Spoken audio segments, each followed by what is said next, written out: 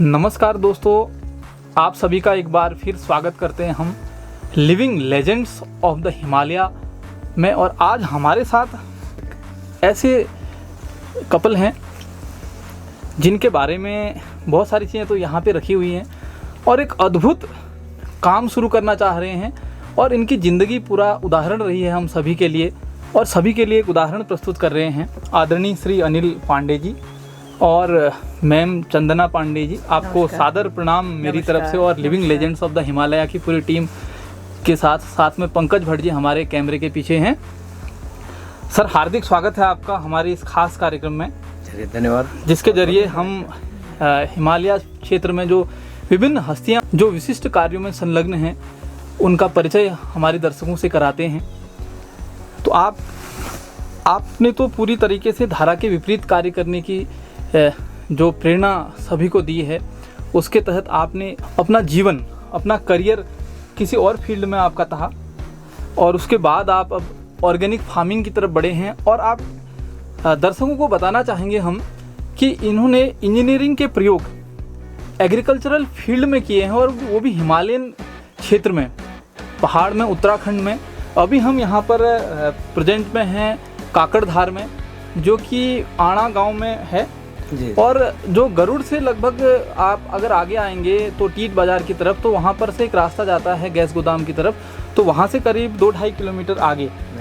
और यहाँ पर हम अभी हैं और एक टापू है यहाँ पर, और यहाँ पे सर और मैम जो हैं उन्होंने इनोवेटिव एफर्ट्स शुरू करे हैं, जिसमें कि जो बहुत सारे टूल्स ये यूज कर रहे हैं एग्रीकल्चर को बेटर करने के लिए। और इनके जो इरादे हैं वो उत्तराखंड में जो पलायन हो रहा है, लोग जो पहाड़ों को छोड़ करके प्लेन की तरफ रोजगार के लिए जा रहे हैं, इनका मूल उद्देश्य ये है कि उस युवा शक्ति को पहाड़ में ही रोका जाए। तो सर, आपसे विनम्र निवेदन है कि आप अपने बचपन के बारे में जी। और अपनी शिक्षा के बारे में बताइए। नमस्कार, मेरा नाम अनिल पांडे है और ये मेरी मिसेज़ हैं, मिसेज़ चंदना पांडे। मेरा जो बचपन है वो नैनीताल में गुजरा और नैनीताल के बिरला विद्या मंदिर से मैंने अपना इंटर किया और उसके बाद मैंने इंजीनियरिंग की इलाहाबाद MNIT से, मैकेनिकल इंजीनियरिंग से। इंजीनियरिंग करने के बाद मैंने कई क्षेत्रों में, कई जगह, कई कंपनीज़ में काम किया, जिसमें एक्साइड इंडस्ट्रीज़ है, देन आपका इंटेल है और लग्जर पेन्स आपने सुना होगा, लग्जर पेन मार्केट में आते हैं। तो वो सब इंडस्ट्रीज़ में मैंने ऑटोमेशन उसमें काम किया। Automation mean robotics. वहाँ पर जो मैन्युफैक्चरिंग होती थी वो उसके लिए कुछ इक्विपमेंट और मशीनरी बनाई जाती थी जो कि आपके मैन्युफैक्चरिंग प्रोसेस को फास्ट कर सके। तो इस तरीके से मैंने काफ़ी फील्ड्स में काम किया, डिज़ाइन में काम किया। वेस्पा कार कंपनी, जो वेस्पा स्कूटर है, उसमें भी काम किया। तो हर जगह से कुछ सीखने को मिला, कुछ इंजीनियरिंग एलिमेंट्स मिले, कुछ इंजीनियरिंग टेक्निक्स मिली, कई सारे प्रोसेसेस मिले जो कि इम्प्लीमेंट हो सकते थे, जिनको कि मैंने संजो के रखा ओवरऑल।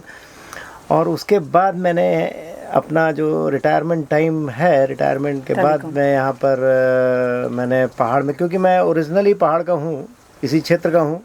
यहाँ से करीब 30 किलोमीटर दूर, 40 किलोमीटर दूर मेरा गाँव है। तो मैंने सोचा कि अपना जो एक्सपीरियंस है वो यहाँ के बच्चों के साथ शेयर किया जाए, जिससे कि उनको कुछ फ़ायदा हो सके। हम ये सुनते आ रहे थे, देखते आ रहे थे, क्योंकि मैं भी खुद पहाड़ से ही नौकरी करने बाहर गया, वहाँ पे मैंने अपने जॉब वगैरह किया। उसके बाद में मैंने सोचा कि वहाँ की जो कठिनाइयाँ हैं उनको किस तरीके से टैकल किया जा सकता है। तो उस उद्देश्य को लेकर के मैंने यहाँ पर कुछ ज़मीन ली और ज़मीन लेकर के मैंने यहाँ पर एक उदाहरण के तौर पर लोगों को ये दिखाना चाहता हूँ कि कैसे क्या चीज़ें हो सकती हैं, उसमें इंजीनियरिंग कैसे इम्प्लीमेंट हो सकती है। तो इस तरीके का कार्य मैंने करने की सोची। तो लोगों को प्रेरणा देना मेरा उद्देश्य है, जिससे कि वो कुछ सीख सकें और बच्चे यहाँ पे सीख सकें। और कुछ यहीं पे आजीविका के साधन बहुत सारे हैं, हम लोग उसको आइडेंटिफाई नहीं कर पा रहे हैं, और आइडेंटिफाई कर भी रहे हैं तो हमें सपोर्ट नहीं मिल रहा है। तो इस तरीके की जो कठिनाइयाँ आ रही हैं उनको कैसे टैकल किया जाए, ये मैंने यहाँ पर लोगों को बताने के लिए कोशिश की।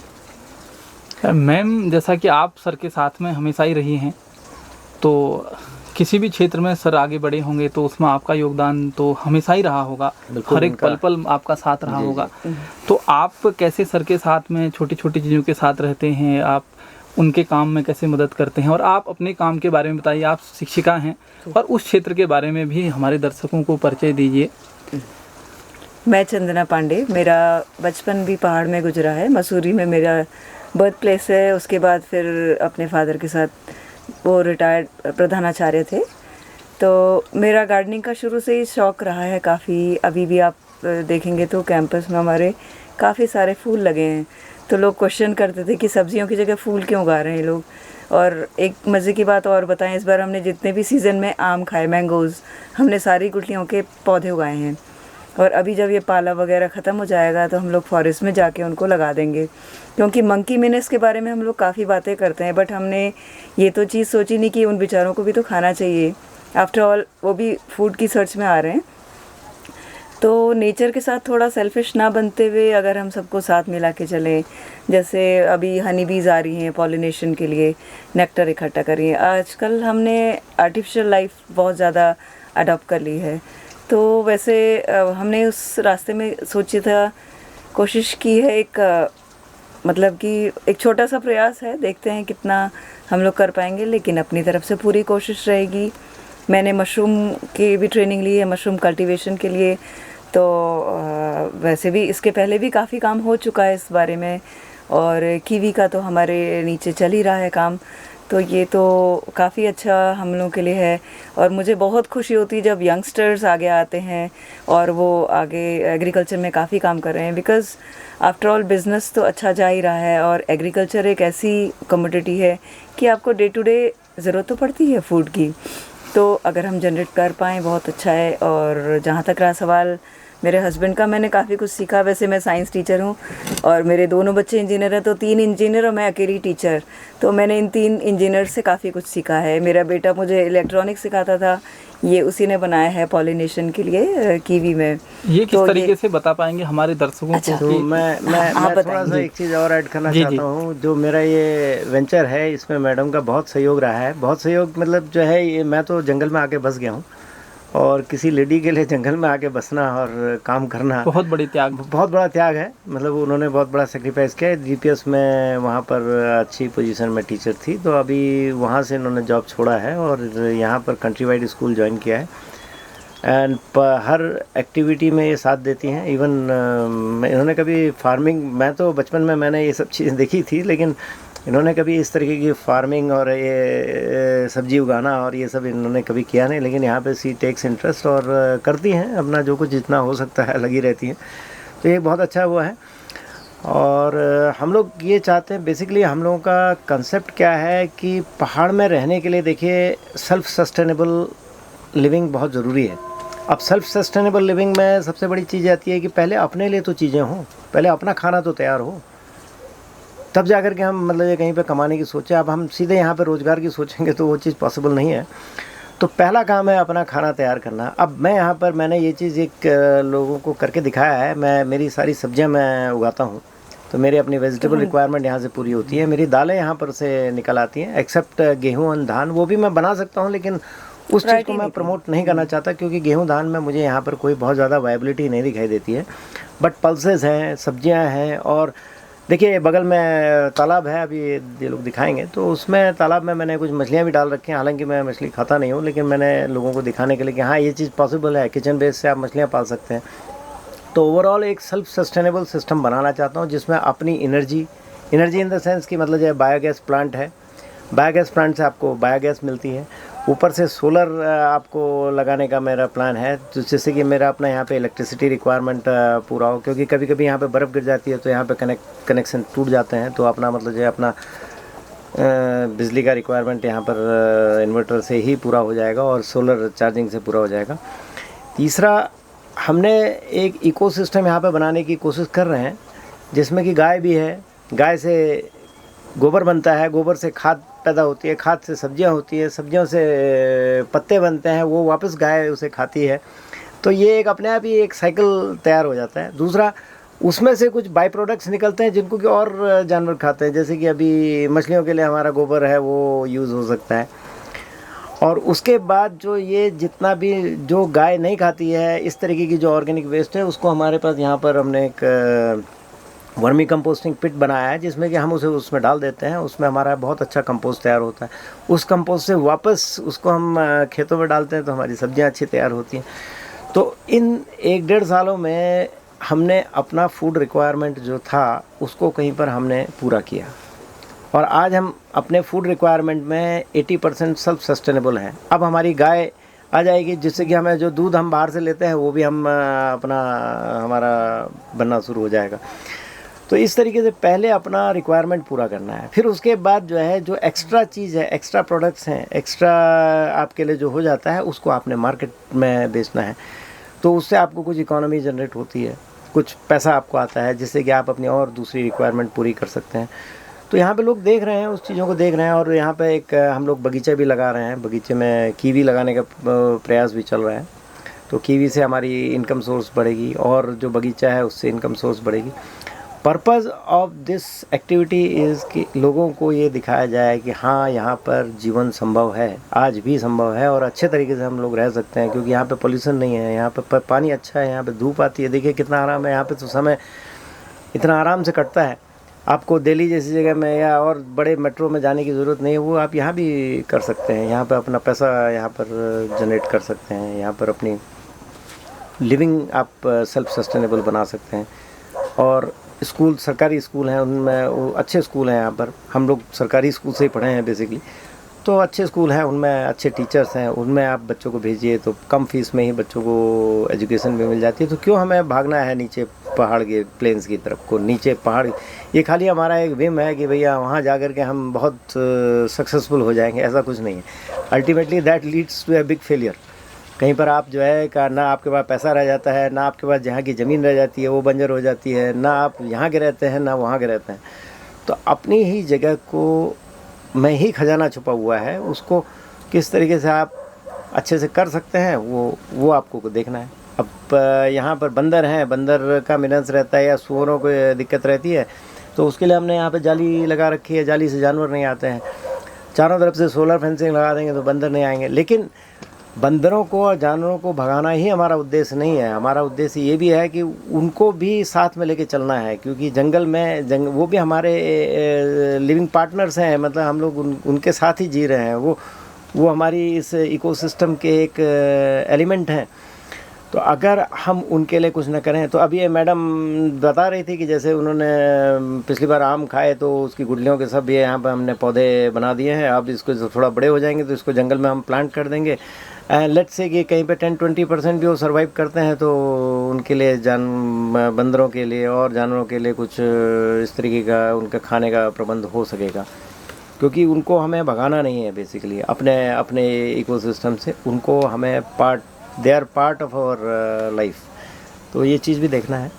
तो इस तरीके से कर सकते हैं, यहाँ पर कर रहे हैं और करने वाले लोग कर रहे हैं, जिसमें कि काफ़ी चीज़ें यहाँ पर हम लोग उत्पादन कर सकते हैं। अभी तो हमने कई सारी चीज़ें तो एक्सप्लोर ही नहीं की। यहाँ पर इतने फ्रूट्स होते हैं जो कि वेस्ट जाते हैं, उसको हम फूड प्रोसेसिंग करके नीचे भेज सकते हैं। लाइक उसके जैम, जेली और ये सब बना सकते हैं, मुरब्बा बना सकते हैं।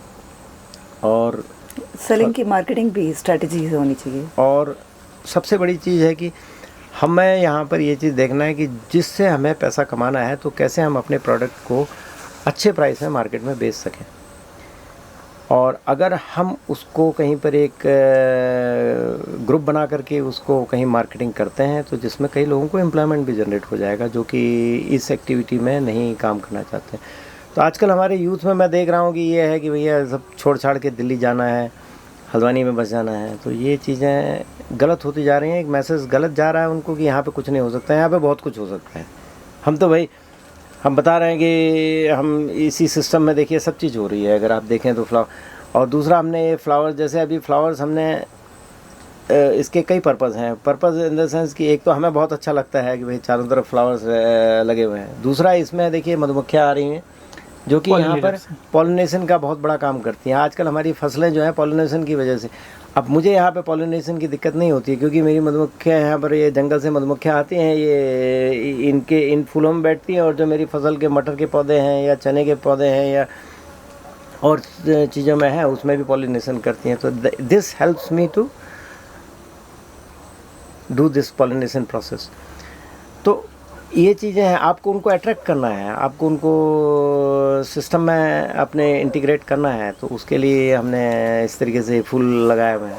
तो फूलों का वो पर्पस दूसरा है।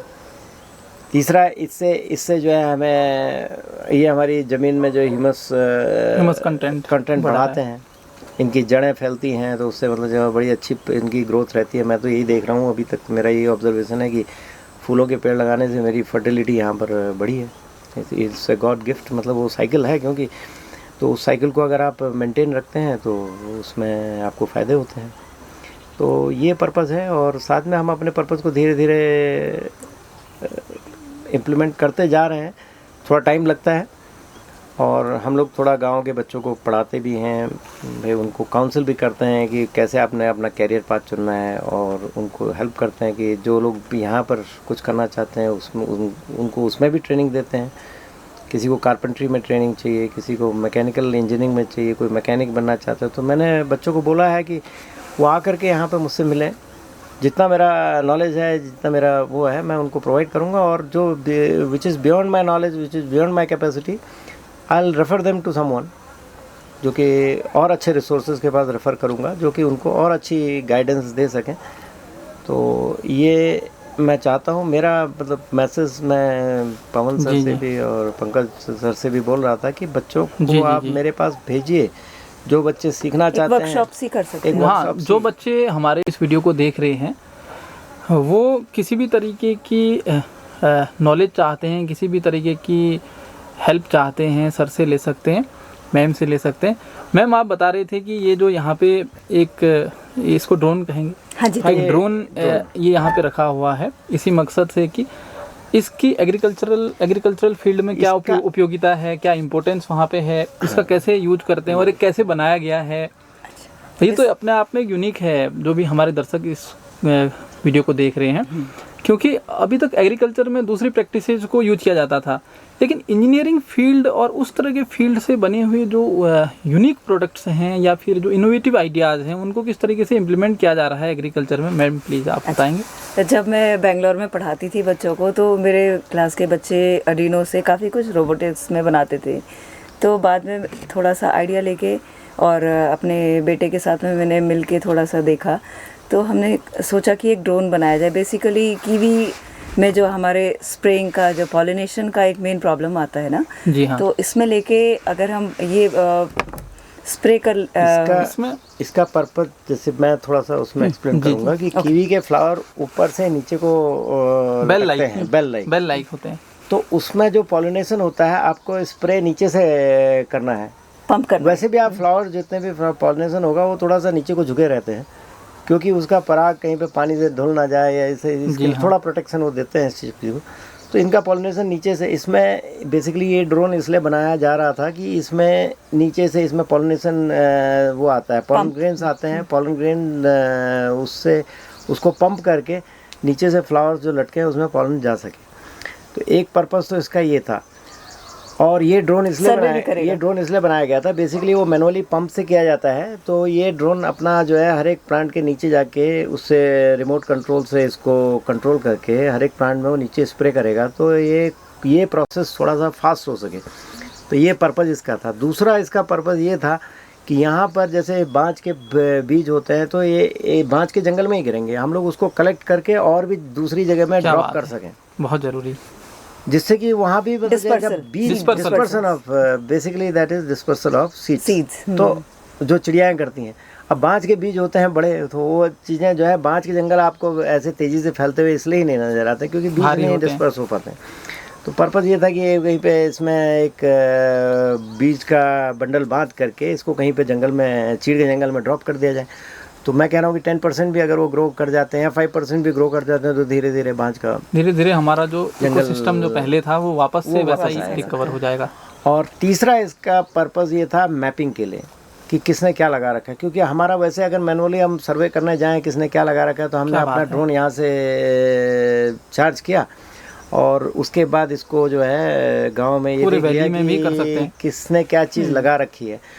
उस सर्वे से हमें ये फ़ायदा होगा कि कौन क्या कितना प्रोडक्ट हमारे पास, क्योंकि अगर हमारे पास एरिया मैप हो Analysis भी हो जाता है, जाएगा। एनालिसिस एक हो जाता है, तो उससे हमारा कितना कितना हमारे पास क्या चीज़ की क्या क्वांटिटी है, तो which can help us to identify कि किसके पास क्या है, और उससे हम खरीद करके या उसका प्रोडक्ट कैसे मार्केट में बिकवाने में मदद कर सकते हैं। और दूसरी बात, उसको एनालाइज करके अगले साल लोगों को गाइड कर सकते हैं कि भाई आप ये लगाओ, आप ये चीज़ लगाओ, आप ये चीज़ लगाओ, आप ये चीज़ लगाओ। तो ये कुछ इसके पर्पसेस हैं।